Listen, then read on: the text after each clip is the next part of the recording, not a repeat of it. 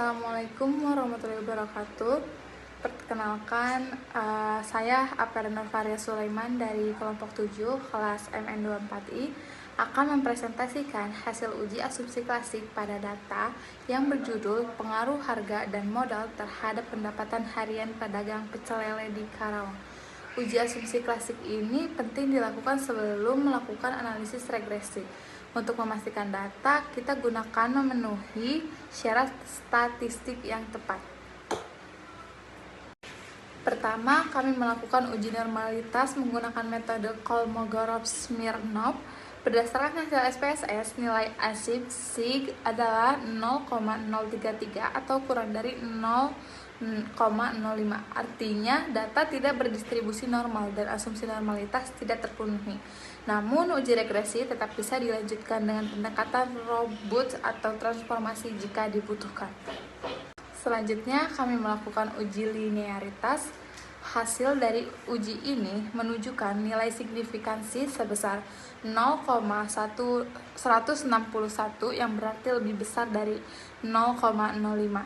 Jadi dapat disimpulkan bahwa hubungan antara variabel independen dan dependen bersifat linear sehingga asumsi linearitas terpenuhi. Dan uji berikutnya adalah multikolinearitas yang bertujuan untuk melihat apakah antar variabel independen saling mempengaruhi secara berlebihan. Hasil menunjukkan nilai toleransi sebesar 0,706 dan PIF sebesar 1,416 karena nilainya memenuhi syarat toleransi lebih besar dari 0,10 dan VIF kurang dari 10, maka tidak terjadi multikolinearitas dan asumsi ini terpenuhi. Untuk melihat apakah terdapat autokorelasi dalam model, kami menggunakan uji Darwin-Watson dengan jumlah data N sama dengan 30 dan 2 variabel independen. Nilai DW yang diperoleh adalah 1,806. Nilai ini berada di antara DU dan 4 dikurang DU, yaitu antara 1,540 dan 2,460. Artinya tidak terjadi autokorelasi dan asumsi ini juga terpenuhi. Selanjutnya, heterokedastisitas.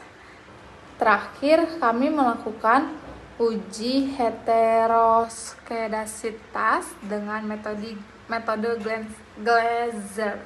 Hasilnya menunjukkan nilai signifikansi untuk variabel harga sebesar 0,666 dan modal sebesar 0,41. Keduanya lebih besar dari 0,05 sehingga tidak terjadi heteroskedastisitas dan model regresi kita aman dari gangguan varians yang tidak konstan.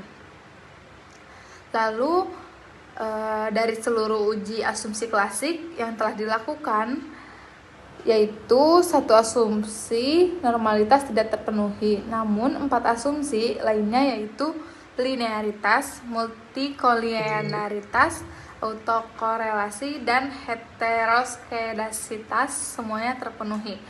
Maka data tetap dapat digunakan untuk analisis regresi lanjutan dengan catatan memperhatikan hasil dari uji normalitas. Sekian presentasi dari kelompok 7. Kurang lebihnya mohon maaf. Wassalamualaikum warahmatullahi wabarakatuh.